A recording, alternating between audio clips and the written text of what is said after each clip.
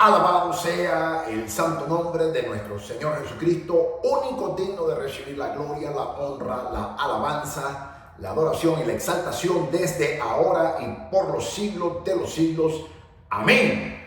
Mi alma alaba su santo y bendito nombre. Soy el doctor Israel Goldman del ministerio Maranata, apologista, evangelista, escatólogo, maestro de la palabra de Dios, siervo del Señor Jesucristo por mandato divino de Dios y para la gloria del Señor y por la misericordia de mi amado Señor Jesucristo.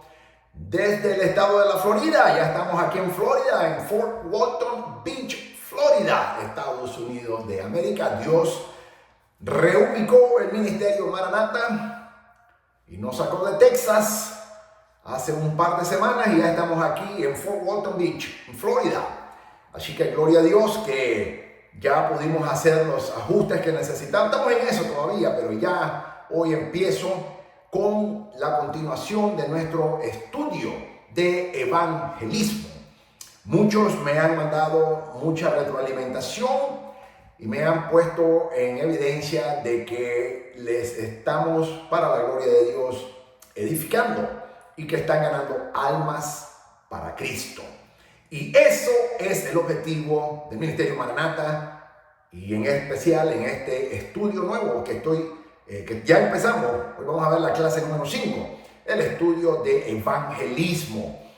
Hoy en día te voy a enseñar, para la gloria de Dios, la clase número 5 que le he titulado El discipulado de otros en el evangelismo. Y esto es muy importante porque como evangelista, no solamente tenemos que evangelizar nosotros a nivel personal, sino que también tenemos que enseñar a otros cómo evangelizar. Y esto es una cadena y el efecto dominó que se llama: mientras más vamos enseñando, más vamos a ir evangelizando, más almas vamos ganando para Cristo y más cumplimos de esa manera, de una manera estratégica, la gran comisión que el Señor nos dio, el mandato de la gran comisión de Mateo 28.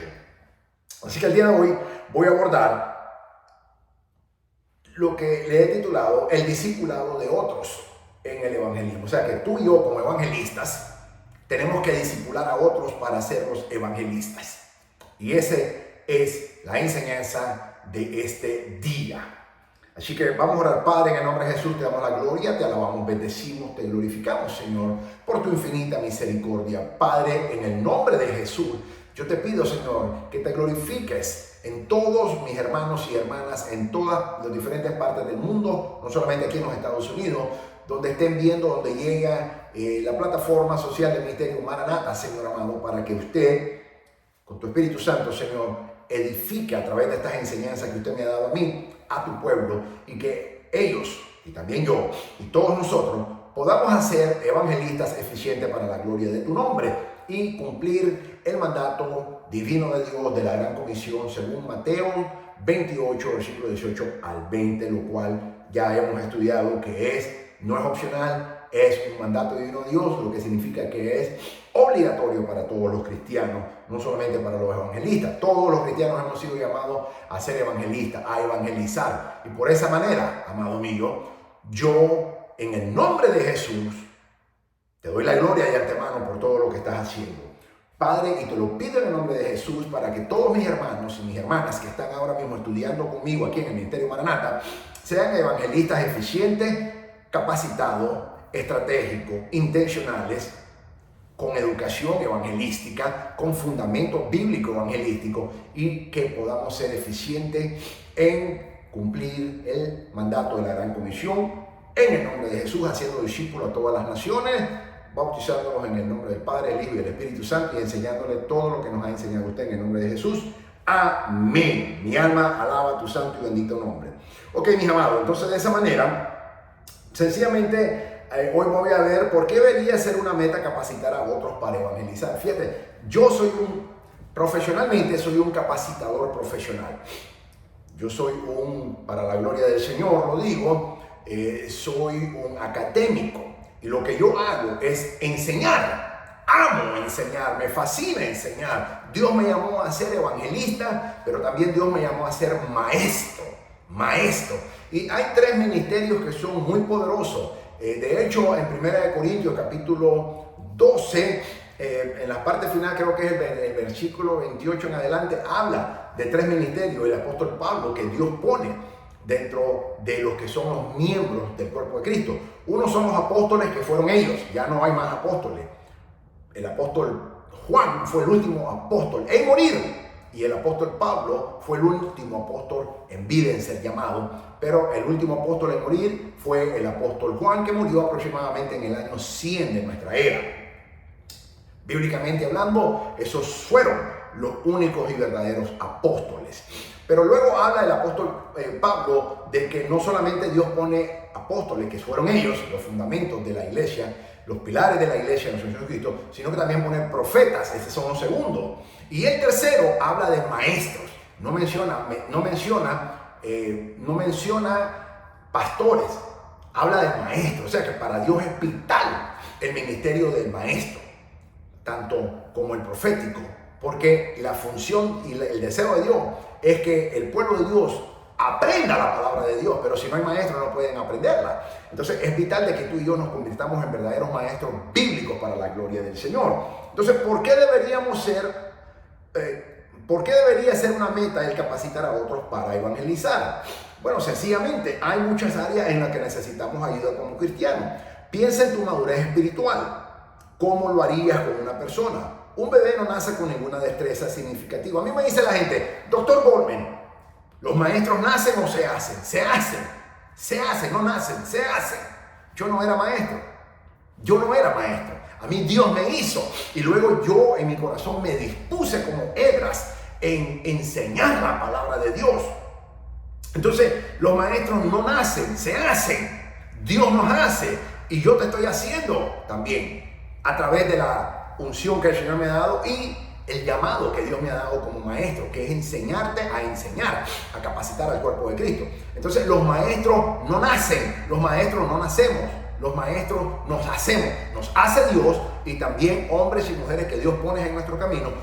Y tú, en tu nivel personal, tienes que anhelar y pedirle a Dios de que te haga maestro y tienes que estudiar. Mira, para ser maestro hay que estudiar mucho. Tú no puedes enseñar lo que tú no sabes. Para ser maestro tú tienes que leer, devorarte libros tras libros, tras libros, tras libros, tras libros. Tienes que ser un investigador, tienes que ser un pedagogo, tienes que ser un psicólogo, no necesitas tener el título de psicólogo, pero tienes que estudiar tanto pedagogía como también psicología. Tienes que ser un investigador, tienes que ser un historiador. Los verdaderos maestros bíblicos tenemos todas esos atributos para la gloria de Dios y estamos continuamente, un verdadero maestro es un alumno de por vida. Nunca se termina de aprender. Nunca podemos decir, ya me la sé toda, ya no voy a seguir estudiando, porque en el momento que tú dices eso te vuelve obsoleto y desaparece. Dios ya no te puede usar. Entonces los verdaderos maestros somos alumnos de por vidas. Tenemos que estar estudiando la vida entera. Tenemos que dedicarla al estudio, al aprendizaje, porque tú no puedes enseñar lo que tú no sabes. Entonces, por eso es que tenemos que estar continuamente capacitándonos, aprendiendo. Tenemos que estar en continua investigación. Tenemos que estar en continuo ver la historia, estudiar la historia y tener muchísimos recursos, pero sobre todo tenemos que leer. No solo la Biblia, tenemos que ir a otros recursos fuera de la Biblia. Entonces, si tú quieres ser un verdadero maestro, tienes que hacer todas esas cosas. Y si tú no lo haces, no puedes serlo, pero puedes hacerlo. No importa, mira, yo conozco a gente que han tenido bajo nivel de escolaridad, pero se han propuesto en su corazón y le han pedido a Dios hacerse verdaderos maestros bíblicos y han continuado sus estudios. Hay que estudiar, mis amados. Tienes que ir a la universidad, tienes que ir a los seminarios bíblicos, tienes que invertir en ti. Yo he invertido mucho dinero, pero Dios me lo provee, gloria a Dios, para poder aprender su palabra. Y para la gloria de Dios he sacado muchos títulos académicos y por eso es que soy un maestro para la gloria de Dios. Pero necesitas el llamado y la unción del Espíritu Santo, pero luego tienes que invertir. Entonces es un proceso, pero a Dios le encanta. El Señor Jesucristo, el ministerio del Señor Jesucristo no era predicación, era enseñanza. El Señor Jesucristo no era un predicador en realidad, Él era un maestro. Por eso le llamaban rabino le llamaban, porque era un maestro. Entonces, A Dios le interesa ese ministerio de enseñanza que tú y yo tenemos que hacer. Entonces, sencillamente hay muchas áreas en las que necesitamos ayuda como cristianos.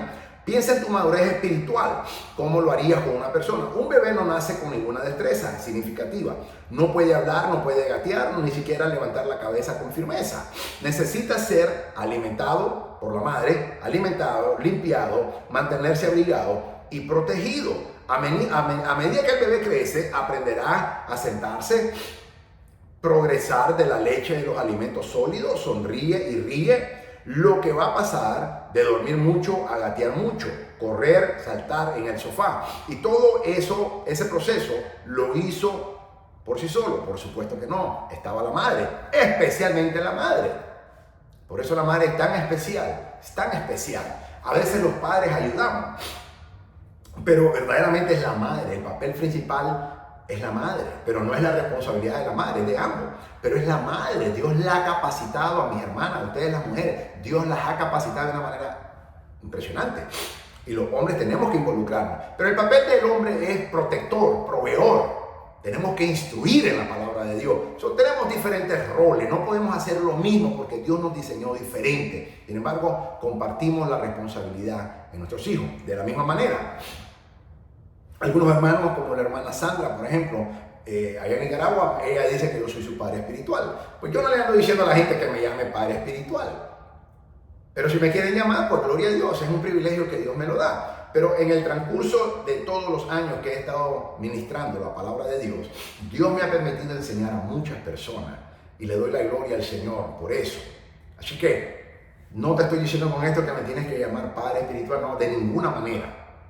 De ninguna manera. Ora por mí. Eso es lo único que yo te pido. Ora por favor por mí. Eso es todo. Pero si tú me quieres, pues perfecto. Pero no es necesario que lo haga. Pero de ninguna manera te voy a prohibir que si lo quieres hacer. Porque entonces eso es, la Biblia dice que hay que darle honra al que honra merece. Y si tú me quieres honrar de esa manera, pues le doy la gloria a Dios por ese privilegio. Así que gracias a la hermana Sandra por esas bellas palabras que continuamente me está mandando en retroalimentación cada enseñanza, y a otras hermanas que también me mandan mensajes, retroalimentación muy lindo, por cierto.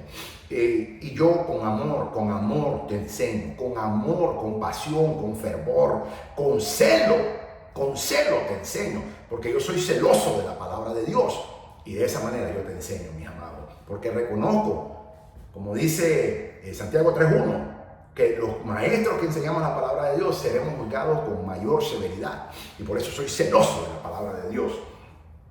Y yo te estoy capacitando, que es lo que Dios me llamó a hacer. Capacitar al cuerpo de Cristo, capacitar a su amada iglesia. Y yo lo hago con honra, con honor, con privilegio hacerlo, con pasión, fervor. Pero también lo hago con reverencia delante de Dios y con el celo vivo de Dios. Bueno, el caminar cristiano realmente no es muy diferente. Comenzamos con nuevos creyentes, como niños espirituales. Necesitan aprender nuevas habilidades, tales como leer la Biblia, cómo orar, cómo crecer en los frutos del Espíritu. En el camino, una de las destrezas que aprendemos es cómo compartir nuestra fe, y eso es vital, eso es evangelismo. Entonces, quiero que pienses en el discipulado de otros para evangelizar como más que un componente separado de la vida cristiana. En el camino, una de las destrezas que aprendemos es cómo compartir nuestra fe. Ese es el corazón del evangelismo, cómo compartir nuestra fe. Entonces, quiero que pienses en el discipulado de otros para evangelizar como más que un componente separado de la vida cristiana. Se ajusta a la ilustración más amplia de lo que significa seguir a Cristo. Considera que el evangelismo a menudo es fatigoso o difícil. Sí lo es, mi amado. Sí lo es. Por eso mucha gente no lo hace. Por eso muchas iglesias no lo hacen. Por eso muchos pastores no lo hacen. A veces un poco incómodo. Puede ser bastante desafiante también. Requiere de nuestra parte un cierto nivel de audacia. Tenemos que ser audaces. Los evangelistas somos audaces para la gloria de Dios. Tener confianza y tenemos coraje. Tenemos que tener audacia, confianza en el Señor y en las habilidades que Dios nos ha puesto y que nosotros hemos estudiado y desarrollado para el Señor, en Él y para Él y para su gloria. Y en el coraje que tenemos que hacerlo, en hacerlo. Y si somos honestos con nosotros mismos, no disfrutamos fácilmente del rechazo. A nadie le gusta que nos rechacen. En el evangelismo vas a aprender mucho a que te rechacen. Tienes que tener una piel gruesa para que eso no te lastime, para que no te dañe. Y también tienes que ser estratégico, porque yo he visto muchos hermanos que cuando rechazan el evangelio se enojan y comienzan a discutir con las personas, según ellos defendiendo a Cristo. Pero es que el Señor no necesita que nadie lo defienda, Él mismo se defiende. Si haces eso, estás perdiendo una oportunidad, porque eso es algo, una estrategia del enemigo que hace. Y yo he visto cómo muchos cristianos comienzan a discutir y ya perdiste. Entonces, el Señor no necesita que lo defiendan, primero. Y segundo, esa es una mentira del diablo, una estrategia del diablo. Y tú tienes que ser una persona con piel fuerte, gruesa, pero también tienes que ser una persona sutil, estratégica, audaz. Y saber que eso es una estrategia del enemigo que te quiere provocar para dar mal testimonio y que la persona diga, ah, no, si vas a ser así como eso, no lo soy. Entonces tenemos que tener templanza, tenemos que tener un corazón humilde delante del Señor, tenemos que bendecirlo, seguir orando, porque Efesios 6:12 dice que nuestra lucha no es contra carne ni sangre, sino contra principados, potestades, espíritus y gobernadores de las tinieblas. Ese es Satanás quien está gobernando la vida de esa persona. Por eso tú y yo tenemos que estar en el espíritu y no en la carne cuando estamos evangelizando. Entonces el rechazo es algo que nos tenemos que acostumbrar. A mí me han tirado puerta encima, a mí me han puesto pistola, a mí me han puesto cuchillo, a mí me han secuestrado en una prisión cuando estoy evangelizando. A mí mira, mi hermano, muchas cosas me han hecho, pero ¿sabes qué? Gloria a Dios, porque eso me ha enseñado muchas cosas. La esperanza que tenemos en nuestra salvación a través de Cristo es la misma esperanza que podemos compartir con ellos. Es la esperanza, hermano. Por tanto, vivimos en una tensión de proclamar gozosamente, esa es la palabra clave, subrayala. Por tanto, vivimos con esta tensión de proclamar gozosamente las buenas noticias que es el Evangelio, mientras que al mismo tiempo aceptamos que nuestra proclamación no siempre será bien recibida. De hecho, muchas veces va a ser, no siempre, pero muchas veces va a ser muy mal recibida. Y tú y yo tenemos que estar aptos para tomar ese rechazo de una manera madura, con madurez espiritual, con sutileza, con estrategia, con humildad en nuestro corazón y con gracia, porque se ganan a las personas con gracia, no discutiendo. Si ese es el caso, entonces necesitamos toda la ayuda que podemos conseguir. Así que del día de hoy veremos maneras en que podemos imitar al Señor Jesucristo, al capacitar a otros para que lleven las buenas noticias. Eso es el modelo. El modelo que tú y yo voy a utilizar es el modelo de nuestro Señor Jesucristo. Podemos imitar a Jesús invirtiendo intencionalmente. Podemos imitar a Jesús siendo paciente. Podemos imitar al Señor Jesús invitando a nuestros discípulos a acompañarnos. Tengo una pregunta. ¿Por qué es Jesús nuestro modelo a seguir de imitación? Pues bien sencillo. ¿Por qué deberíamos de mirar a Jesús como nuestro guía y no, por ejemplo, a otros evangelistas como Billy Graham, famoso evangelista que ya partió con el Señor, o Ray Comfort, o Billy Sunday, o tal vez George Whitefield? Hay muchos, pero ¿sabes qué? El modelo que tú y yo tenemos que seguir y a imitar es el Señor Jesucristo.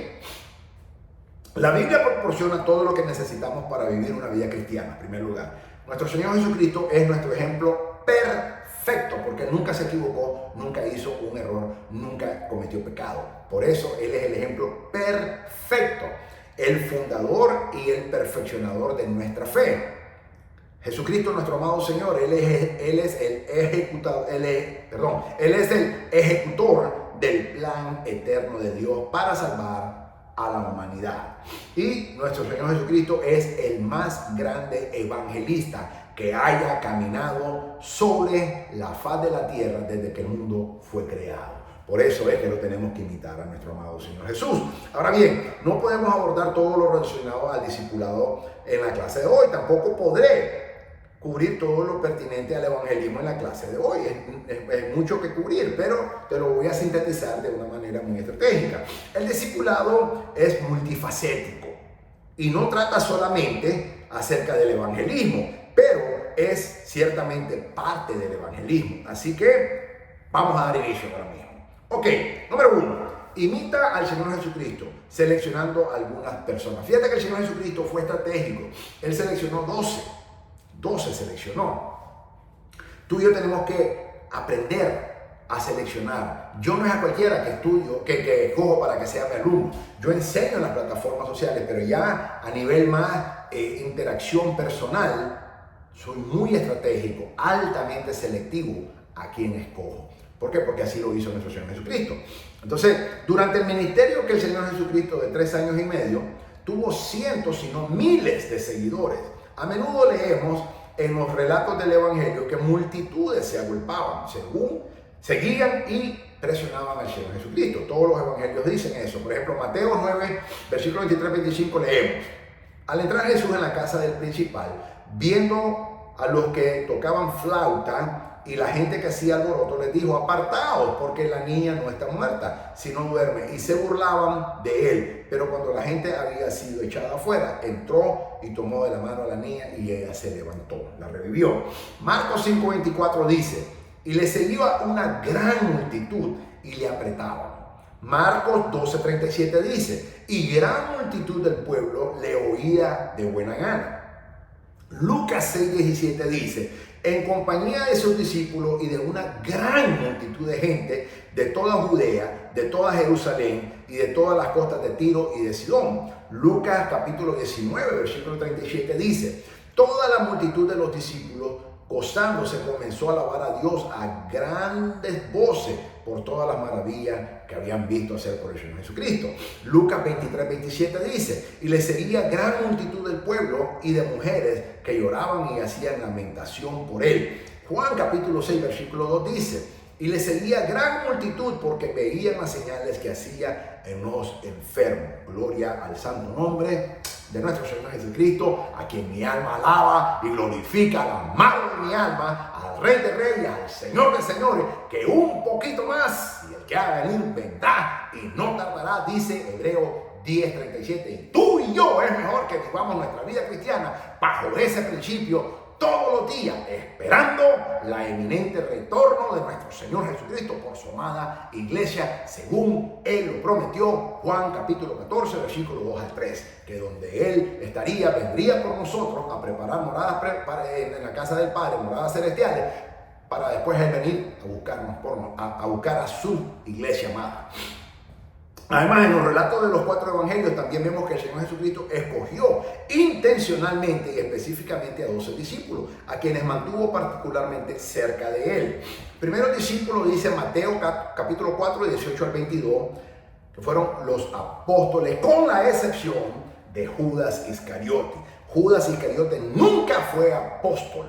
Nunca. Yo una vez corregí a un pastor de una iglesia pentecostal en Miami con casi 38 años de ministerio, que dijo que Judas Iscariote había sido un apóstol, y eso es totalmente antibíblico. Judas Iscariote fue llamado al apostolado, pero nunca fue un apóstol. ¿Por qué? No porque traicionó al Señor Jesucristo, sino porque se ahorcó y no vio al Señor Jesucristo resucitado. Entonces faltó ese componente, porque Pedro también traicionó al Señor. Judas lo traicionó una vez, Pedro lo traicionó 3 veces. 3 veces. Pero Pedro no se ahorcó ni se suicidó y lo vio resucitado. Entonces, por esa razón, Judas Iscariote nunca fue un apóstol de nuestro Señor Jesucristo, y por eso Matías lo repuso cuando los discípulos lo escogieron, no el Espíritu Santo.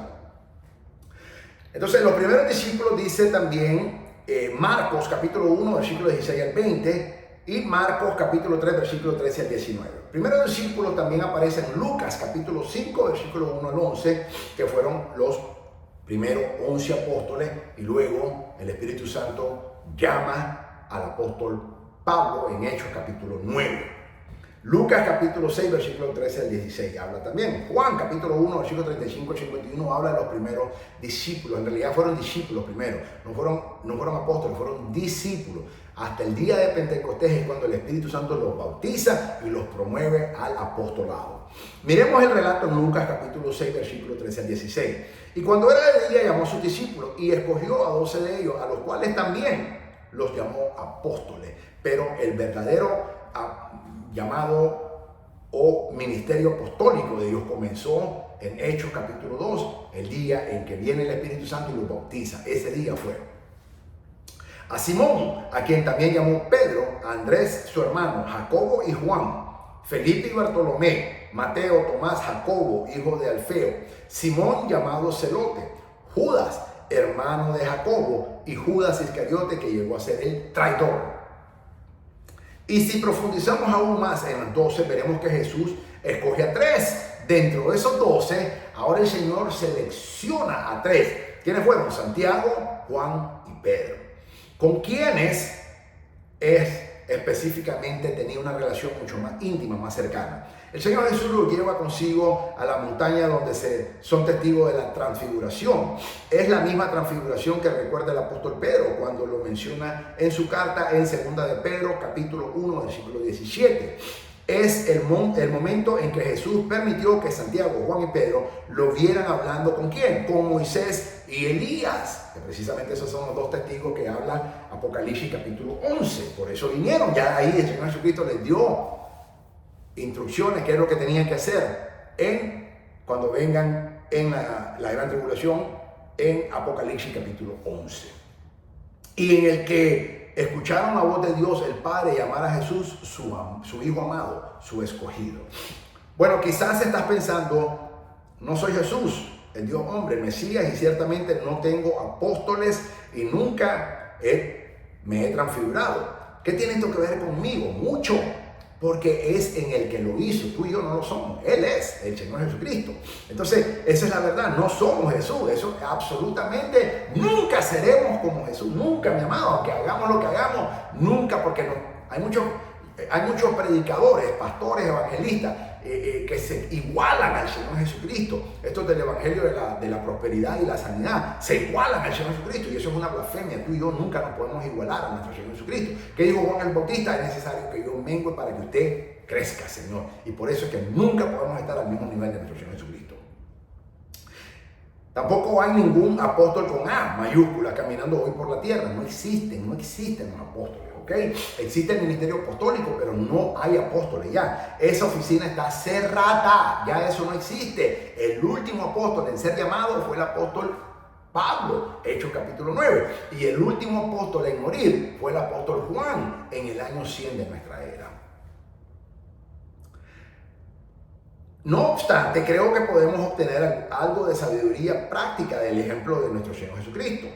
Siendo prácticos y realistas, cuanto más tratamos de hacer, más nos reducimos, como dijo Juan el Bautista, y peor lo hacemos. Eso es lo mejor.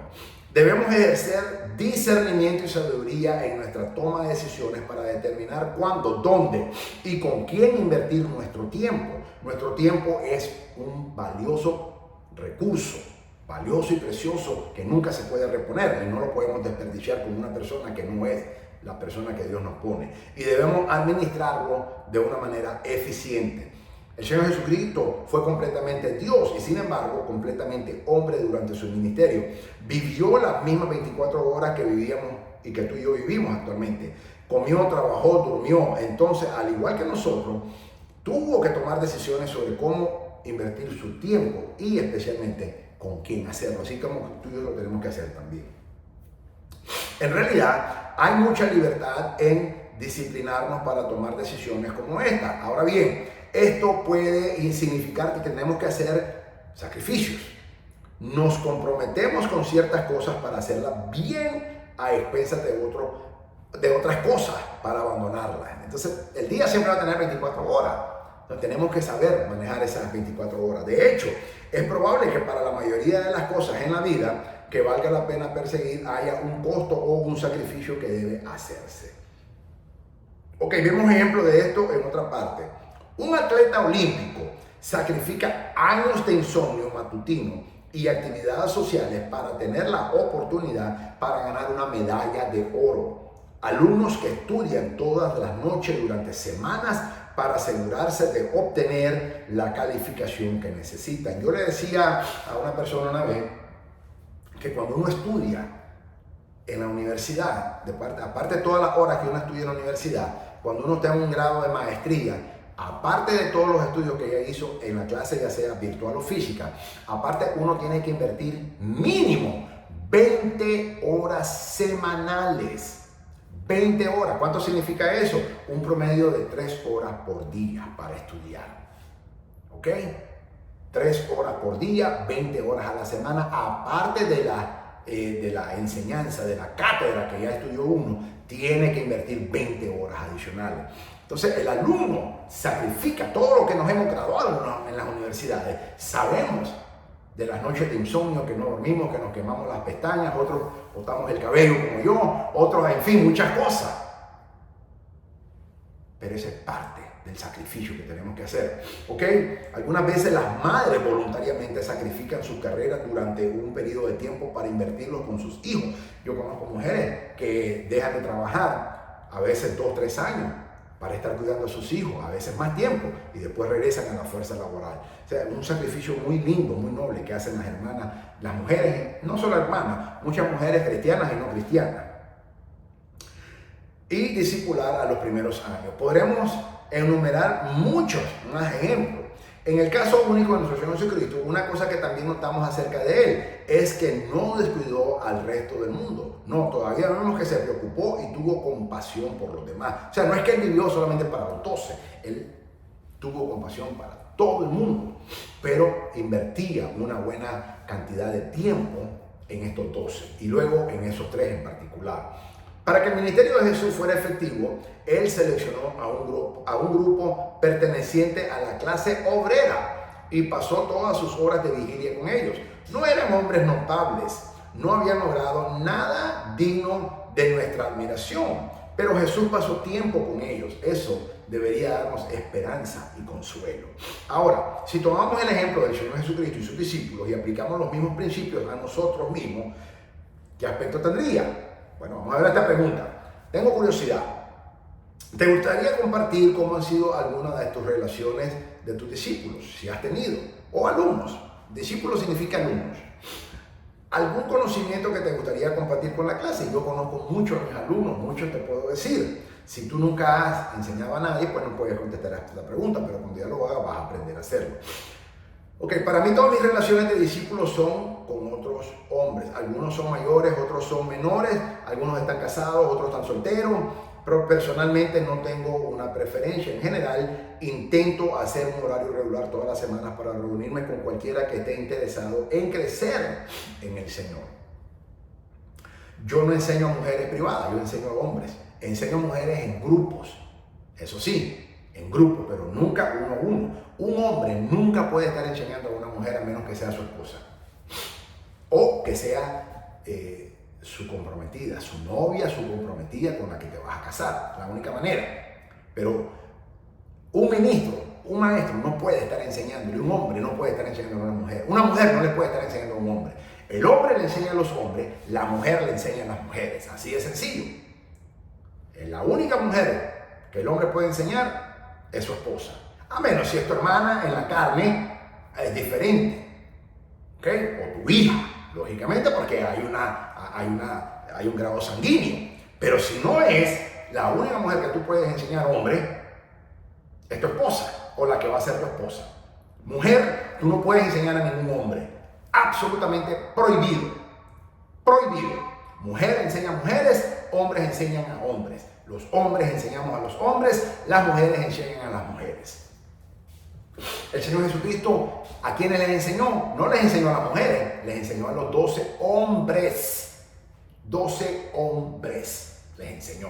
E invertía todas las noches con ellos. Entonces, si el Señor Jesucristo no lo hizo, ¿por qué tú y yo lo vamos a hacer? Por algo no lo hizo el Señor y Él lo sabe muy bien. Ok, entonces, número 2, imita a Jesús siendo paciente y constante en la oración. Después de que el Señor Jesucristo identificó a sus discípulos y los invitó a unirse al ministerio de Él, comenzó a pasar tiempo con ellos, comenzó a discipularlos. Tú y yo tenemos que hacer lo mismo también. El Señor Jesús hizo esto porque el plan de Dios siempre ha sido glorificarse a sí mismo a través de grupos de personas que están hechos para ser como Él. Vemos esto a lo largo de la Biblia, comenzando con Adán y Eva en el huerto, luego cuando Dios apartó a Israel, luego con Jesús llamando a sus apóstoles y finalmente con la iglesia local reunida en Hechos y las cartas del apóstol Pablo o las cartas paulinas. A lo largo de la Biblia vemos pequeños e imperfectos grupos de personas, a menudo personas muy diferentes y diversas que glorifican a Dios a medida que crecen y maduran en santidad y en santificación. La santidad y la santificación no son sinónimos. No son sinónimos. Y eso es muy importante, que tú tenemos que estar en santidad y vivir en un proceso de continua santificación día a día.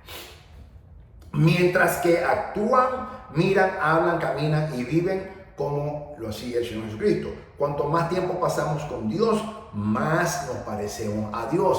Cuanto más tiempo pasamos con el Señor Jesucristo, más nos parecemos al Señor Jesucristo. Entonces, ¿qué mejor manera para contagiar a su pueblo que pasando tiempo con ellos? Tú y yo tenemos que ser contagiosos. Tenemos que estar con Jesús. Si tú y yo no estamos con el Señor Jesucristo, no pasamos cantidad, no solo calidad, cantidad de tiempo con el Señor Jesucristo, nunca nos vamos a parecer al Señor Jesucristo. Tú y yo tenemos que parecer, sonar como Jesús, parecernos a Jesús, oler como Jesús, hablar como Jesús, pensar como Jesús, ministrar como el Señor Jesucristo. Pero eso lo logramos cuando tú y yo invertimos cantidad de tiempo con nuestro Señor Jesucristo. Entonces nos pareceremos a Él. Si miramos el relato en el Evangelio de Mateo, vemos que Jesús comenzó su ministerio en el capítulo 4, versículo 12. Pero la primera vez que Jesús envió a sus apóstoles o sus discípulos en ese entonces a ministrar, no fue sino hasta el capítulo 10, versículo 5. Jesús invirtió más de un año con sus discípulos antes de enviarlos a ministrar por primera vez. No los mandó al día siguiente, pasó más de un año capacitándolos. Él esperó pacientemente a que estuvieran no tan preparados, pero un poco más preparados.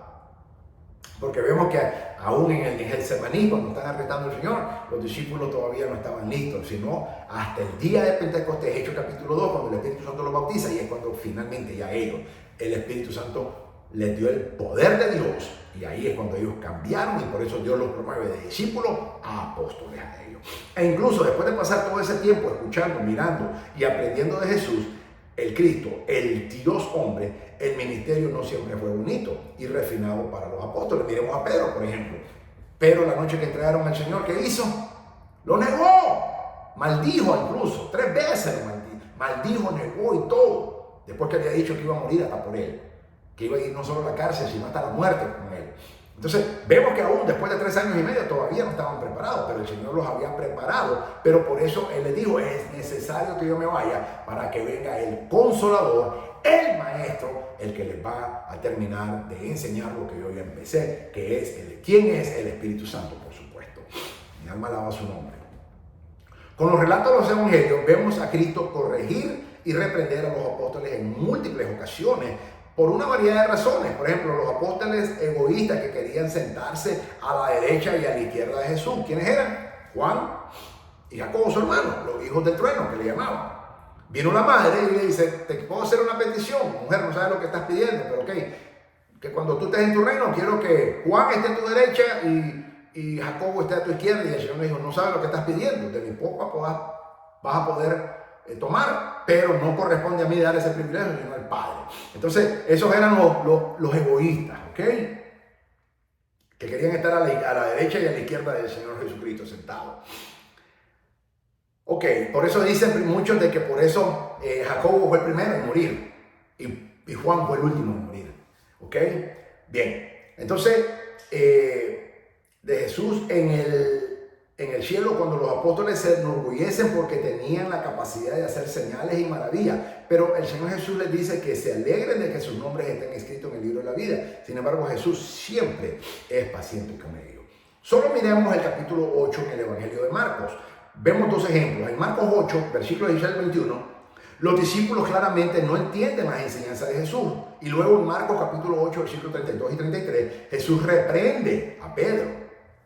Pero todo el tiempo, Cristo nuestro Señor esperó pacientemente a que entendieran las cosas de Dios. Y más tarde, incluso después de que Pedro negara a Jesús 3 veces, Jesús permaneció paciente y cariñoso y le dio la bienvenida a aquel sobre quien le diría que él iba a poner a apacentar a su rebaño. que ese es el ministerio pastoral que Dios quiere que hagamos. ¿Okay? Los apóstoles finalmente llegaron a entender quién era Cristo y eventualmente casi todos fueron asesinados con excepción del apóstol Juan. Por proclamar su nombre, fueron asesinados por su compromiso con el evangelio. Y tú y yo tenemos que tener ese mismo grado de compromiso.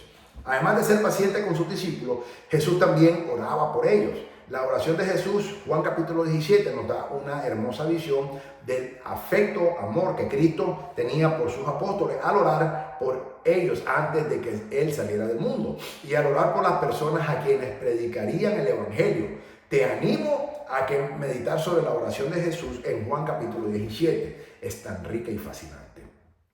Y por supuesto, Pablo y los otros escritores del Nuevo Testamento continúan esta tendencia al derramar las oraciones sinceras que vemos en las páginas de sus escrituras o sus epístolas.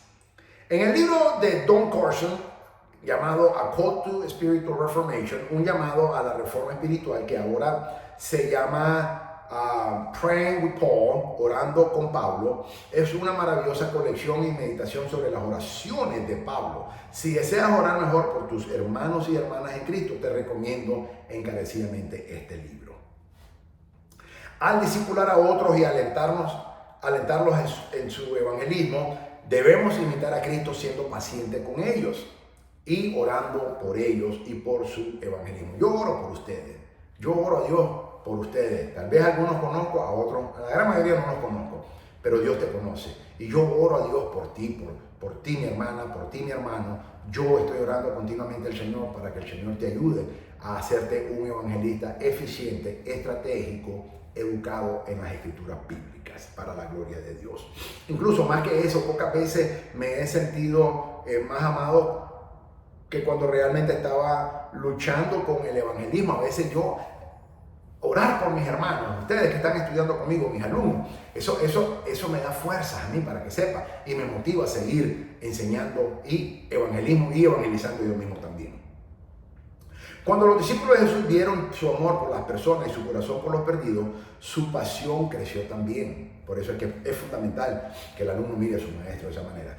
Una estrategia de que personalmente me ha beneficiado a lo largo de los años y que actualmente participo en grupos de misiones, es un hogar en donde he participado con muchos grupos de evangelismo y compro mucho material de evangelismo, continuamente me estoy edificando, pero haz tú lo mismo también. 3. Imita a Jesús modelando el ministerio y capacitando obreros. El Señor Jesús no se limitó a sentarse a orar y a esperar. Jesús modeló o demostró cómo evangelizar al hacerlo mientras viajaba con los apóstoles. Él les iba enseñando en el momento. Los apóstoles de Jesús vieron cómo Jesús vivió, oró y usó las escrituras. También vieron la finalidad de su propósito, la forma en que explicó el reino de Dios y la forma en que mostró a las personas su necesidad de la salvación. Jesús no tenía iPads, Jesús no tenía iPhone, Jesús no tenía PowerPoint, Jesús no tenía YouTube, Jesús no tenía DVD, Jesús no tenía nada de lo que la tecnología moderna nos ofrece hoy en día. No lo tenía. Jesús mismo fue el método de capacitación. Jesús aprovechó las oportunidades para evangelizar a su alrededor y mostrar a otros cómo compartir el evangelio. Entonces, no te pongas a decir, es que si yo estuviera aquí, si yo estuviera allá, yo lo haría. No, mi hermano, yo evangelizo y te capacito con mi teléfono celular y con mi tableta. Con eso te pongo, ¿ok? Algún día Dios me dará un estudio, pero yo tengo años ministrando en la calle. Entonces, evangeliza con lo que tiene. Séle fiel a Dios con lo que tiene. La palabra dice que el que es fiel en lo poco, en lo mucho Dios te pondrá. Yo sé, porque el Señor me mostró una visión a mí, que un día Dios me va a dar un estudio con la máxima tecnología. Yo no sé cuándo, pero el Señor ya me lo mostró. Y yo en el nombre de Jesús, yo lo recibo. Pero yo tengo años ministrando así, con mi teléfono iPhone, que lo tengo ahí grabándome, y mi tableta. Y eso es todo. Un día Dios me dará un estudio con la más alta tecnología, porque Él ya me lo prometió, y el que me lo prometió no miente, ni tampoco se equivoca. Y yo le creo todo lo que el Señor me diga. Así que pronto, en el nombre de Jesús, el día que Dios quiera, ustedes van a ver un estudio con toda la máxima tecnología, para la gloria de Dios, porque el que me lo prometió no miente, ni tampoco se equivoca. Hay que hacerlo con lo que tengamos. Nunca Dios te va a dar más nada si no utilizas lo que Él ya te dio, aunque sean los escasos recursos que tengas, los tienes que usar para la gloria de Dios y entonces Dios te dará más y te va a ensanchar. Te va a ensanchar tu carpa. ¿Ok? Ok, enséñales a orar, orando por ellos y con ellos. Es la mejor manera. ¿Cómo enseñar a orar? Vamos a orar con ellos, vamos a orar por ellos y vamos a orar por otros. Anteriormente en este seminario básico resumimos nuestra responsabilidad en el evangelismo como orar. El evangelista siempre está orando y buscando y proclamando. Si vas a evangelizar con tus discípulos, ora con ellos de antemano, durante y después. Mi vida de oración ha crecido enormemente simplemente escuchando las oraciones que se oran aquí en el Ministerio Maranata. Durante las oraciones pastorales que hacemos en algunas reuniones y durante los servicios que Dios me permite ir a predicar o a enseñar. Recuerda que los discípulos del Señor Jesucristo le preguntaron cómo orar en Mateo capítulo 6, a lo que nos referimos como el Padre Nuestro. Ora por y con tus discípulos para que aprendan a orar y a glorificar a Dios, exaltando el santo nombre de Jesucristo nuestro Señor. Y ora por las cosas que hemos estado orando en este seminario de evangelismo. Dios, por favor, danos un corazón por los perdidos. Esa es la primera y la más importante oración. Número 2, Dios, por favor, danos puertas abiertas y oportunidades para compartir el evangelio. Número 3, Dios, por favor, danos sabiduría para saber cuándo, dónde y qué decir. Número 4, Dios, por favor, danos una carga por 3 personas semanales para ganar para Cristo. 3 personas semanales, eso es todo. Ok, evangelicen juntos, tú y tu discípulo. Hay muchas formas diferentes de conversar con las personas acerca del evangelio, desde hablar con amigos en Facebook hasta evangelizar en tus compañeros de trabajo. Hay muchísimas oportunidades a nuestro alrededor. Pero ten cuidado en el trabajo. Dios, mira, muchas veces los cristianos dan mal testimonio porque en el trabajo no trabajan, sino que dicen, es que me corrieron porque estaba evangelizando, pero es que no te pagan para evangelizar, te pagan para hacer un trabajo. Entonces, si vas a evangelizar en el trabajo, hazlo en tu hora de almuerzo. Hazlo a la hora que te dan un break, un descanso. Hazlo después del trabajo, pero no durante tu trabajo, porque entonces estás dando mal testimonio. Más bien, tenemos que dar buen testimonio para la gloria de Dios y que tú y yo somos los mejores empleados, porque trabajamos para Dios y para la gloria de Dios. Ok, puedes dirigirte a una ciudad y hacer evangelismo callejero, repartir volantes o involucrar a extraños en la conversación. Puedes ir puerta por puerta también. Yo he tocado puertas. Puedes ir al centro comercial, pero ten cuidado que no te miren porque te pueden botar, porque obviamente es prohibido que lo hagan. Entonces ten mucho cuidado, pero hazlo. Si lo quieres hacer, hazlo. Lo más que te pueden decir es decirte que te vayas. Ok, está bien, gloria a Dios, pero hazlo con amor y con humildad y sabiduría. Prácticamente no existen límites para los lugares donde puedes iniciar conversaciones acerca del evangelio. Pero si tú lo haces personalmente, nadie te puede decir que no lo hagas. ¿Ok? Nadie. Los beneficios obvios de hacer esto con otras personas son, número 1, no te rindes ni cedes porque tienes a alguien que te apoya. ¿Quién? El Espíritu Santo. 2, tienes la ventaja de escuchar las conversaciones y aprender a compartir el evangelio claramente con alguien. 3, te animas a seguir haciéndolo cuando ves a tus amigos haciendo lo mismo. Recuerda haberlo hecho hace algunos años cuando yo vivía en Washington, D.C., por ejemplo, antes de irme a Washington, y lo evangelizaba en las comunidades de diferentes lugares o en lugares que estaba evangelizando. O sea, son hermosos esos recuerdos, pero no podemos pedirte los recuerdos, hay que hacerlo todos los días, ¿ok? Ok, una de las ventajas de vivir en Washington, D.C., la capital, es que tenemos una gran diversidad y con eso vienen muchas oportunidades de compartir nuestra fe con personas que son de otras partes del mundo, de otra cultura, de otra religión, de otros idiomas. Piensa en el efecto global de alguien de otro país que escuche el evangelio de ti por primera vez, se arrepiente y cree y en un año regresa a su tierra natal. Ahora él o ella es embajador en su propia nación, dando testimonio de otros porque aprovechaste la oportunidad de compartir el evangelio. Es una bendición vivir en Estados Unidos porque aquí habemos personas de todo el mundo. Hay algunas ciudades cosmopolitanas como por ejemplo Washington DC, Miami, Florida, Houston, Texas, Dallas, Texas, San Francisco, California, Los Ángeles, California, New York, New York, Chicago, Illinois, y en fin, muchas grandes ciudades que te ofrecen una oportunidad de tener un segmento de la población que es multicultural, y eso es una gran bendición y una buena oportunidad. Jesús fue imparcial al ministrar, por lo que nosotros también deberíamos de serlo. Cuando evangelices, no muestres parcialidad. Todos necesitamos a Cristo. No diga, este lo necesita más que el otro, porque tú te puedes equivocar. Y el que cree que menos lo necesita es en realidad el que más lo necesita. Y viceversa. Entonces no podemos evangelizar con parcialidad. Si dice salir y hacer un poco de evangelismo frío y confrontacional, como el que acabo de discutir anteriormente, no te acerques solo a la persona que te parezca a ti, o tal vez incluso peor, que se vean particularmente atractivos o importantes. No te guíes por apariencia, no te guíes por color, por nacionalidad, no te guíes por estatus social, por nivel académico, no te guíes por nada. Todos los seres humanos necesitan el santo evangelio de Señor Jesucristo. ¿Por qué? Porque todos hemos pecado y por tanto estamos destituidos de Dios, dice la palabra de Dios. Y la paga del pecado es muerte. Así que todos los seres humanos necesitamos el evangelio. No hay diferencia en que uno lo necesita más que otro. Eso no es cierto. En Washington DC hay muchas personas atractivas, importantes, poderosas y también adineradas. Pero también hay muchas personas con poca suerte.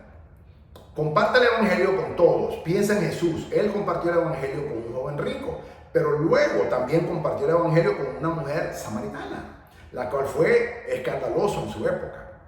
Jesús iba constantemente contra las corrientes al ministrar a personas que otros normalmente evitarían, independientemente de si eran ciegos, cojos, leprosos, lisiados, sordos, mudos, mujeres, samaritanos, lo que sea. Cristo fue tras ellos, por lo que nosotros también deberíamos y tenemos que hacerlo. De la misma manera que esto sea una lección para nosotros, que en nuestro trabajo, si Dios ofrece la oportunidad, comparte el evangelio con tu supervisor, pero hazlo con sabiduría.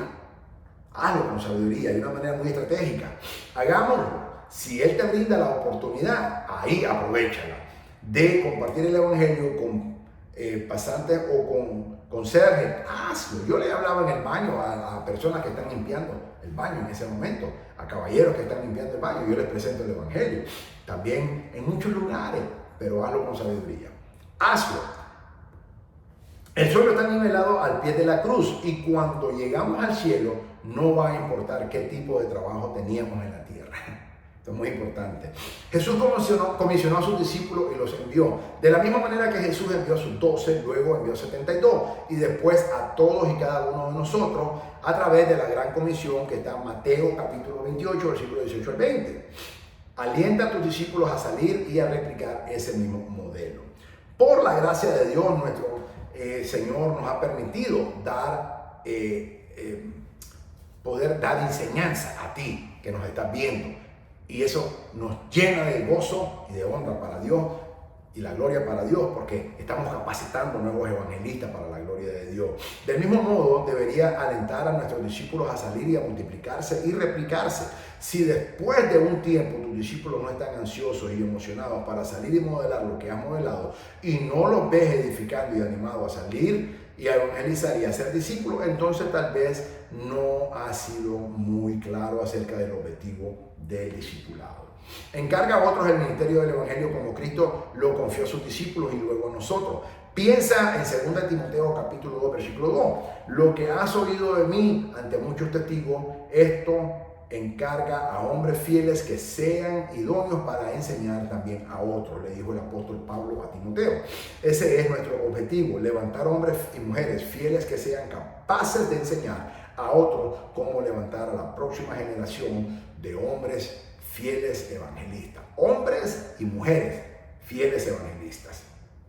En conclusión, imita a Jesús. Hay innumerables versículos en la Biblia donde se nos instruye esto. Por ejemplo, Efesios 5.1. Primera de Pedro 21, Juan 2.6, Primera de Tesalonicenses 1.6.